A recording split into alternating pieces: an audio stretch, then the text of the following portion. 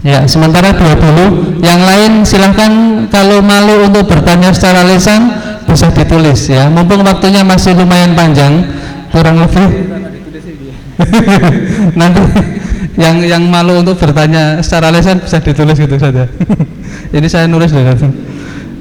Masih ada waktu kurang lebih 45 menit ke depan untuk bisa sharing dengan beliau ya, bagaimana untuk menjadi muslim hebat ya. Kalau beliau baru bisa baca Al-Quran ketika kuliah, berarti umur berapa Ustaz ya? 20 tahunan ya? Ya, 20 tahun. Sekarang umurnya? Ya, nggak apa-apa, nggak usah disebutkan. Baik, masih dibuka pertanyaan, nanti silakan dipersiapkan pertanyaannya. Kemudian ada 2 pertanyaan. Yang satu tadi dari Mbak Ana di Solo, yang satunya dari Masnya, silakan bisa di. Baik, bismillah. Jadi untuk membedakan cita-cita itu sifatnya dunia atau akhirat, ya hasil dari perolehan dan tujuan kita memiliki itu apa. Memang seseorang untuk menggapai cita-cita akhirat itu dia akan melakukan aktivitas yang juga bersifatnya duniawi ya. Ini karenanya bahwa seseorang yang dia melakukan aktivitas duniawi dengan tujuan ukhrawi ya, tentu saja ini akan menjadi bernilai ukhrawi selagi memang apa yang dilakukan adalah dalam koridor-koridor yang disyariatkan oleh Allah SWT. Saya akan gambarkan dari apa yang pernah dialami oleh Amirul Mukminin Umar bin Abdul Aziz. Suatu kali orang yang paling dekat dengan beliau yakni Raja bin Haywah, beliau ini menjadi teman dekat beliau pada saat menjadi gubernur maupun pada saat sudah menjadi Amirul Mukminin, menjadi seorang khalifah. Pada saat menjadi gubernur, raja ini disuruh untuk membelikan sebuah baju oleh Umar bin Abdul Aziz yang ketika menjadi gubernur. Dibelikanlah oleh beliau sebuah pakaian yang harganya 8.000 dirham. Ketika dipegang sama beliau, ya, beliau pegang, apa katanya, sebenarnya ini bagus sekali ini, ya. Cuman sayang sekali kok harganya terlalu murah katanya ya. 8.000 dirham bagi beliau adalah terlalu murah untuk kelas gubernur. Ini bagus, cuman terlalu murah gitu loh ya. Carilah yang lebih mahal ya. Agak jelek nggak apa-apa, punya duit gitu loh ya. Yang penting apa? Yang penting mahal ya. Kemudian pada saat beliau menjadi seorang khalifah, pada saat menjadi seorang khalifah, beliau menyuruh Raja bin Haywah untuk membelikan baju. Dibelikanlah sama beliau baju yang harganya 8 dirham. Nolnya hilang berapa? Nolnya hilang 3 ya. Tatkala dibelikan baju yang harganya 8 dirham saja ini, padahal menjadi seorang khalifah ya, dia pegang lalu beliau katakan, ini sebenarnya bajunya bagus tapi sayang mahal ya. Jadi 8 dirham ketika menjadi khalifah justru terasa mahal. Padahal dulu ketika menjadi gubernur 8.000 dirham itu terlalu murah ya. Ini yang membuat Raja bin Haywah ya kemudian heran. Beliau katakan, Tuan ya, saya heran dengan apa yang Anda katakan. Dulu ketika saya belikan Anda baju harganya 8.000 dirham pada saat masih menjadi gubernur, Anda katakan itu terlalu murah. Sekarang Anda sudah menjadi Amirul Mukminin, kedudukan paling tinggi ya di dunia ya. Saya belikan baju yang harganya 8 dirham, tapi Anda katakan bahwa harganya terlalu mahal. Apa kata beliau? Wahai Raja, saya ini adalah orang yang punya obsesi tinggi. Saya itu orang yang punya cita-cita besar. Kalau sudah tercapai cita-cita saya, ya, maka saya tergeraklah untuk menginginkan cita-cita yang lebih besar lagi. Ya, dulu saya ingin mendapatkan seorang putri, ya, bangsawan ya, ingin menikahi Fatimah ya. Maka akhirnya Allah pun mengabulkan permohonan saya pun bisa menikah dengan Fatimah, ya. Ketika itu pun saya bercita-cita ingin menjadi seorang gubernur, maka saya pun menjadi seorang gubernur. Maka saya punya cita-cita lebih tinggi lagi dari itu, saya ingin menjadi seorang khalifah, ya. Maka tatkala saya menjadi seorang khalifah, sekarang saya pun punya cita-cita yang lebih tinggi dari itu, ya. Apa itu? Saya ingin masuk jannah, katanya, ya. Saya ingin masuk jannah. Cita-cita yang lebih tinggi daripada menjadi seorang Amirul Mukminin. Hadirin yang dimuliakan Allah SWT, selagi dunia yang kita dapatkan itu dalam rangka untuk menambah nilai akhirat kita, maka itu berarti makna dari cita-cita akhirat kita, ya. Kita bergerak di dunia ini menempuh suatu target, ya, yang kita dimudahkan Allah di situ, ya. Artinya dari kajian kita di situ, peluang kita di situ, potensi kita, kemudian kita mengejar itu, ya. Sekali lagi bahwa itu nanti andilnya untuk Islam, ya. Kemudian tujuannya untuk ibadah, maka itu bisa bernilai cita-cita akhirat. Makanya tatkala kemudian Allah, ya, kemudian menjadikan kita tidak bisa memenuhi, ya, atau terpenuhi apa yang kita cita-citakan, misalnya kalau sekedar saya pengen kuliah di A, itu hanyalah target antara, ya. Mestinya hanya target antara, kan bukan tujuan toh. Apakah kalau sudah, maksudnya tujuan begini, kalau itu menjadi tujuan berarti setelah sampai kuliah di situ tidak punya cita-cita yang lain, pengen jadi mahasiswa abadi, kan tidak mungkin, kan, ya. Pokoknya tujuan saya kedokteran UNS, akhirnya setelah kuliah di situ tidak mau lulus. Kenapa? Wah, ini tujuan saya kok, ya. Masa lulus nanti kan lepas dari tujuan, ya. Itu kan target antara. Nah, selagi kemudian ternyata Allah tidak kabulkan ke situ, ya, toh itu adalah target antara, ya. Kalau Allah tutup target antara itu, maka pasti Allah buka dari pintu yang lain, ya. Mungkin saya akan hebat kalau tidak di situ, ya, tapi di mana Allah takdirkan. Nah, ini yang poin penting, agar jangan sampai ketika kemudian kita gagal dalam tanda petik, ya, meraih ke universitas yang kita harapkan, kemudian kita merasa gagal dari tujuan kita. Enggak, itu hanya target antara saja, ya. Kalau Allah tutup di situ, maka berarti Allah buka yang lain, ya. Saya sendiri dulu sekarang ini berbeda dengan apa yang dulu saya cita-citakan, ya. Saya kuliah di teknik bangunan, sudah tergambar apa cita-cita saya, ya. Tapi begitu lulus teknik bangunan, saya menjadi penerjemah buku bahasa Arab, ya. Karena Allah menempatkan saya di tempat yang lain, itu loh, ya. Walaupun cita-cita saya menjadi seorang arsitek dan yang lain-lain, ya. Tapi ya itulah, akhirnya itu jadi sampingan saja. Masihlah kadang-kadang, paling tidak saya sudah bangun musola saya sendiri, ya, dengan ilmu bangunan saya, ya. Baik, hadirin yang dimuliakan Allah SWT. Kemudian pertanyaan yang kedua tentang bagaimana menjaga semangat karena kadang-kadang timbul rasa bosan, ya. Hadirin yang dimuliakan Allah SWT, memang untuk menjaga kontinuitas itu ada caranya, ya.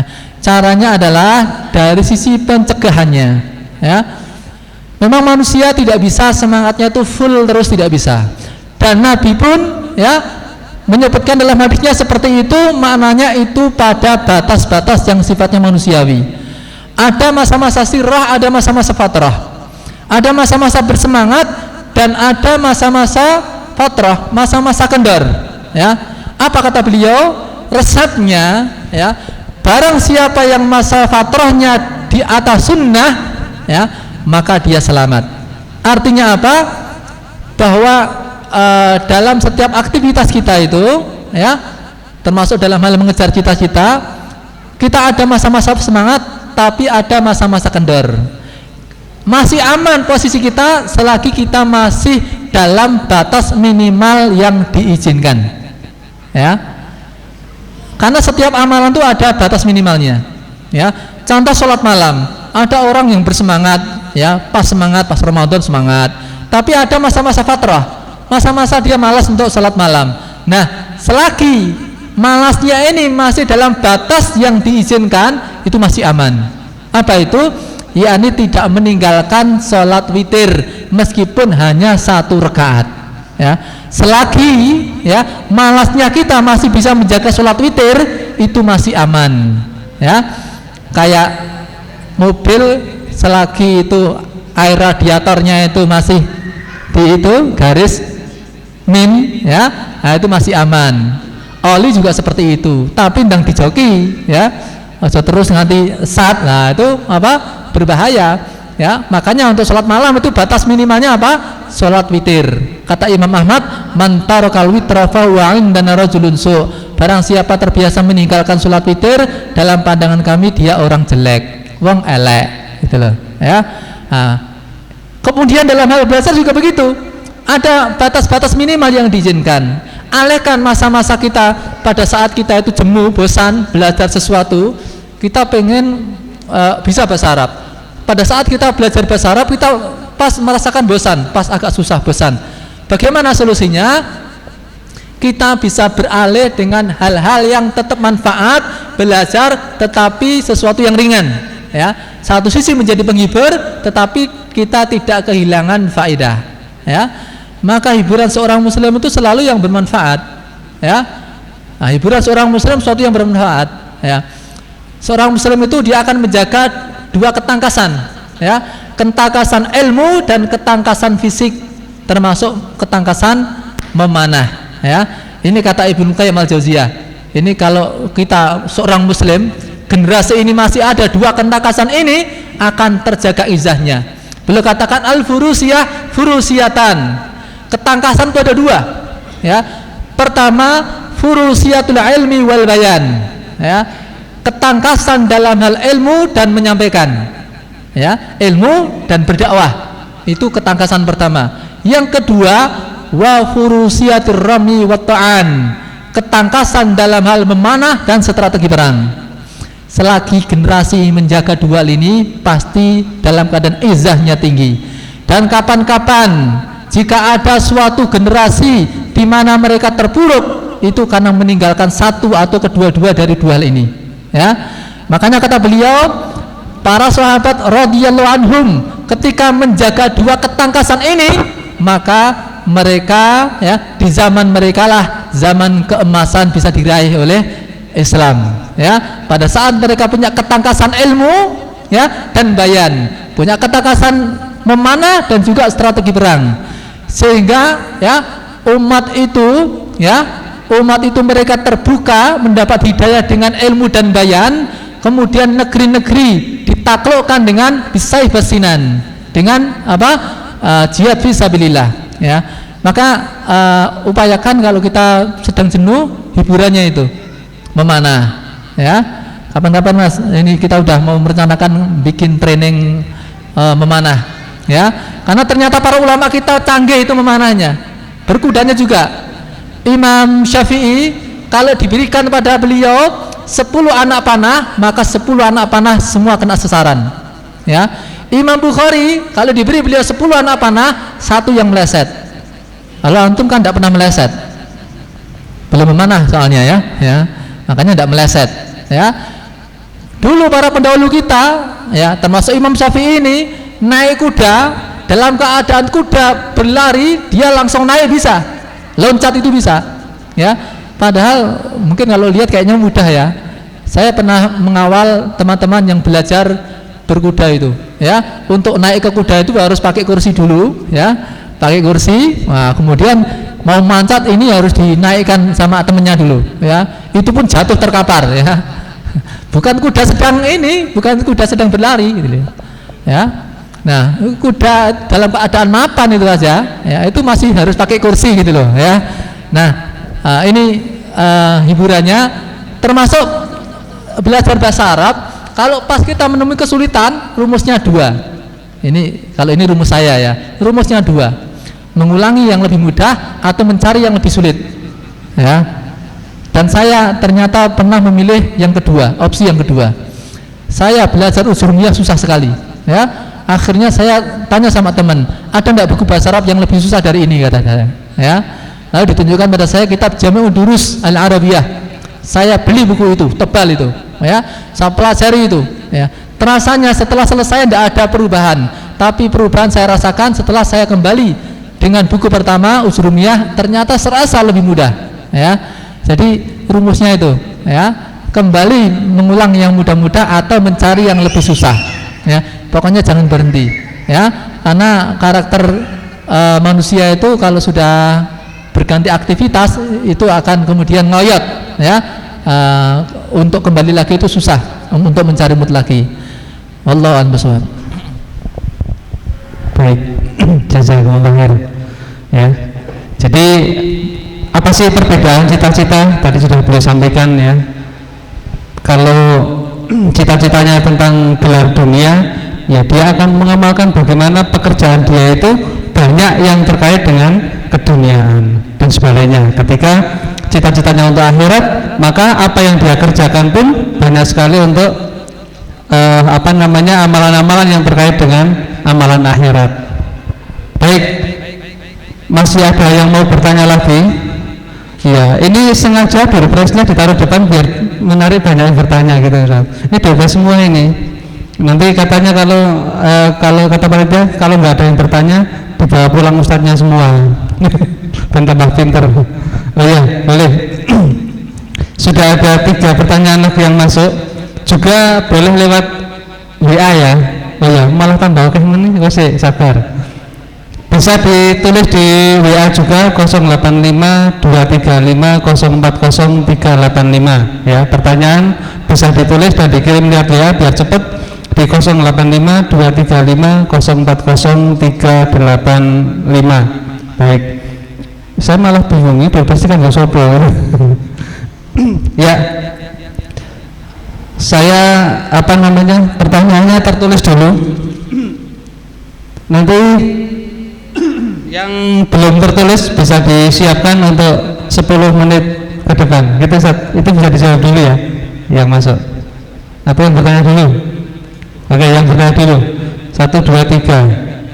Ya, pertanyaannya singkat, padat, jelas ya. Oke, silakan. Terima kasih. Saya Teguh dari Medan. Yang ingin saya tanyakan, seseorang Muslim hebat adalah orang yang memiliki salah satu sikap yaitu tidak takut mati. Nah, yang ingin saya tanyakan adalah apa yang harus kita lakukan agar kita siap menghadapi kematian itu. Terima kasih. Baik, supaya siap menghadapi kematian. Satu lagi mungkin yang belakang, yang depan sabar dulu. Silakan. Perkenalkan, nama saya Sabarti dari Tawangsari. Ya, pertanyaan saya,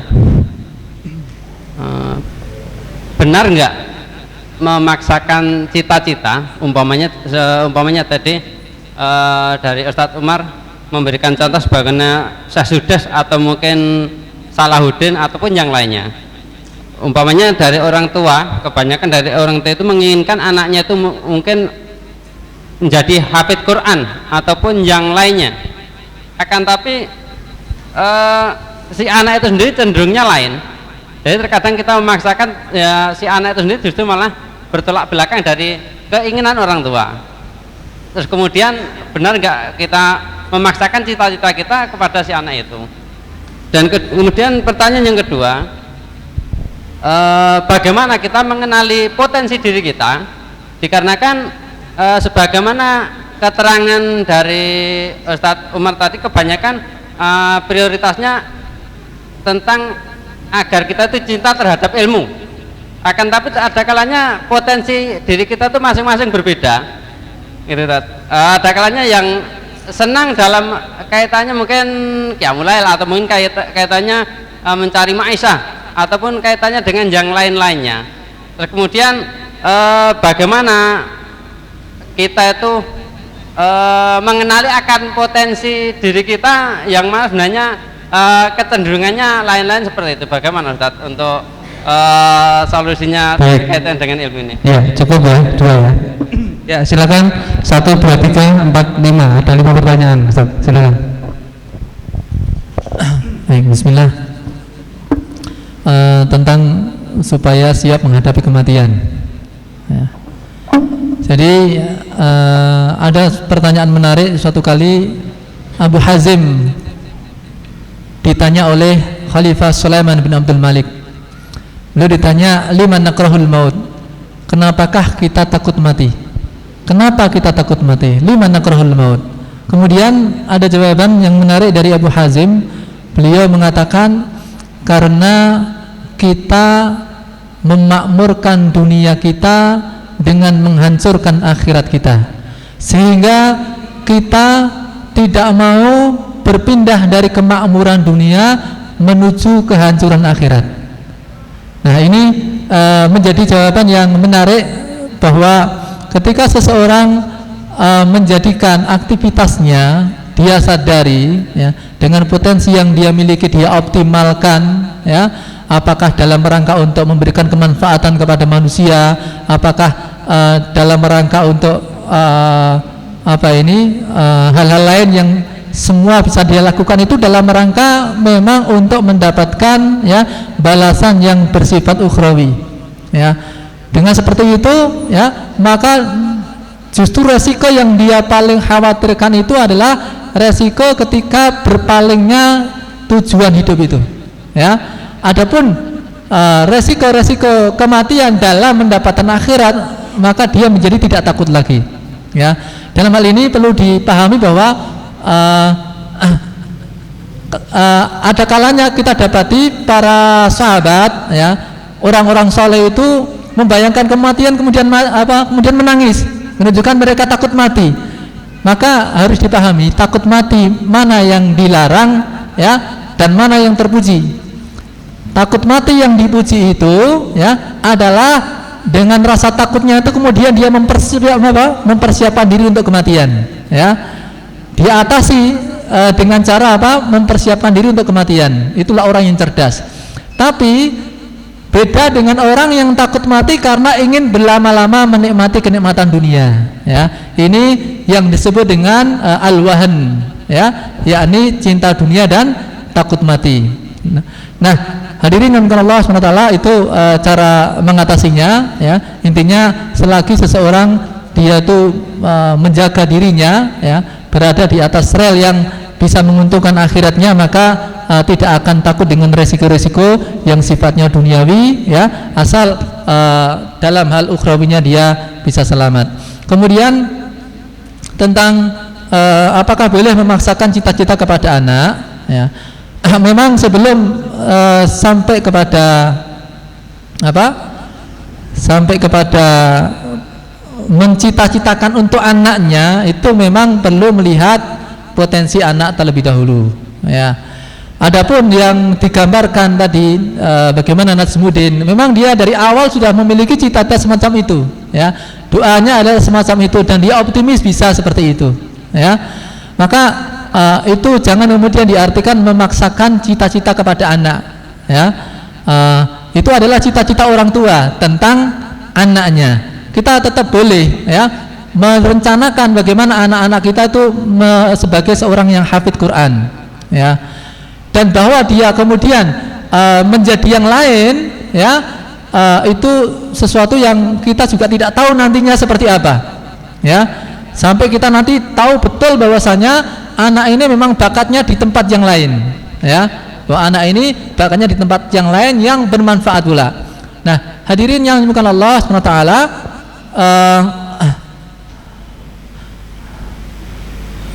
sangat banyak kalau kita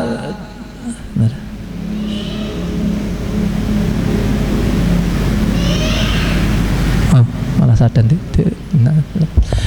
sangat banyak kalau kita contohkan bahwa pada saat orang tua mencita-citakan untuk anaknya, kemudian ternyata kemudian Allah juga berikan hal yang sesuai dengan apa yang dia cita-citakan. Adapun jenis cita-cita ataupun untuk mengenali potensi anak ataupun potensi kita, memang benar masing-masing punya sisi unggul yang berbeda-beda.